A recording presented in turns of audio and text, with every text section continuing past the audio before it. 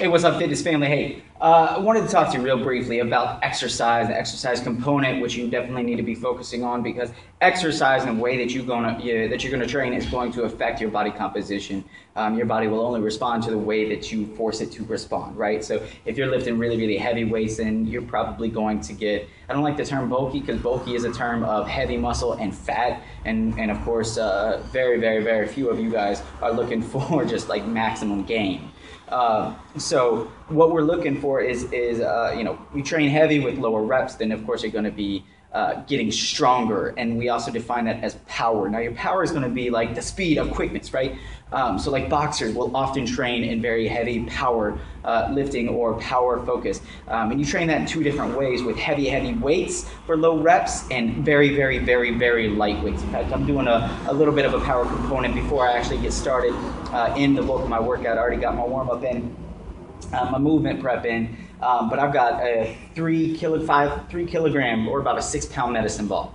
And so I'm doing some chest presses. I do them for three reps, take about 2 to 3 minutes of rest, then I go back in and I hit that. So what's that going to do is it's not going to feel like you're doing a whole lot, but you got to get maximum muscle recruitment. That's really, really critical whenever you're looking for power development, because you're trying to utilize as many muscle fibers as you possibly can. So that's going to be your power training. Most of you guys are going to be looking for more body compositional change, and that's going to incorporate a little bit of that lean muscle gain, which for most people is actually going to be what we call hypertrophy, which is what bodybuilders do, but you're just looking at it at a much lesser angle. And that's really, really why heavy weight is so super critical, because not only does the research show that heavy weight is going to translate to hypertrophy gains, but it's also going to transfer into some strength gains as well. So your repetitions, you're looking for usually about 8 to 12 reps. You can go a little bit lower. In fact, I do that in my own. I look for a little bit of hypertrophy. I'm really shooting for more athletic performance for myself.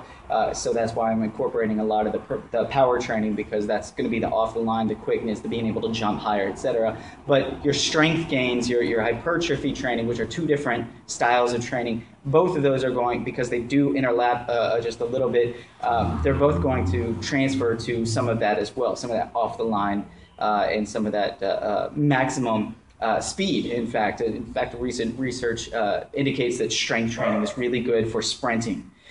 So you're not just working on that lower reps or that off the line, the quickness, what we call it, which is the first two steps. You're actually working on building up some great quad strength as well. So all that stuff is going to be really, really critical in your strength and hypertrophy. We'll lump it together, even though that's really unfair to the two. But that tends to be what most of you guys are looking for. That's where you need to be lifting lots and lots of heavy weight.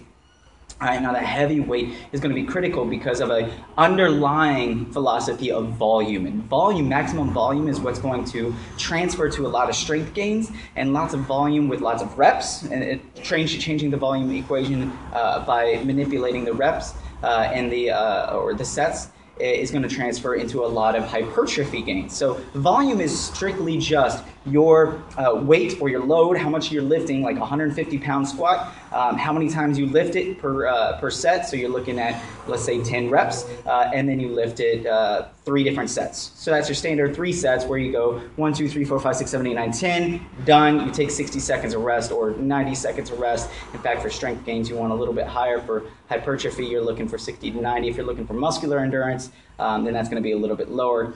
That's kind of what you're looking for. And then you go back in after 60 seconds, 1, 2, 3, 4, 5, 6, 7, 8, 9, 10 with the same 150, and then do that for a third time. And so that's going to translate really, really well. And that's why I'm such a big proponent, because the research shows you want strength and you want hypertrophy. And that's what most of you say or mean when you say, I want to look better, I want to feel better, I want to tone and tighten, is I want to lose some fat, which building up some of that lean muscle tissue will absolutely spike up that metabolism, because now you got more lean body mass, which means you're going to need to take in more calories to just maintain it, which means if you're not taking in more calories or you're increasing just a little bit, that means you're going to be burning body fat throughout the entire day, which is really good, right? So that's really why I'm such a huge proponent for this. Heavy weights, all right? Lots and lots or not lots and lots of sets, but we're looking for usually 3 sets, maybe 4. It kind of depends upon the person. You can go as little as 2. It really depends. I mean, that's more personal preference. But the number of reps is pretty consistent, 6 to 12, with the emphasis right there in the middle. I currently shoot for about 10 myself, 10 to 12. But intensity is really, really critical as well. And intensity is how much tension is actually within the muscle. And a lot of that is indicated by the burn when you're going for those reps. So it's that lactic acid burn that's kind of a decent gauge of how much intensity or how much tension is actually going on. How slow can you do it? We don't want to just hammer through these reps. I see that happen so often. People just like cranking through. Don't just crank through the reps. Own those movements. That means when you're doing a chest press, you're laying down on the ground, it's going to be boom, up, explosive, as quick as you can. You're going to bring it down slow and controlled, 2 seconds, right? Boom, throw it up. Now what I don't want to see is boom, bouncing off the chest, up and down. We're not a jackhammer. We're not looking to get through it quickly like a sprint, all right? It's the marathon because that's what's going to benefit us when it comes to body compositional changes in the weight. All right, so approach it like a marathon, and steady wins this race. This is Coach giving you the basics on what you need to be doing for your exercise because you're going to have questions. This is really everything you need to know.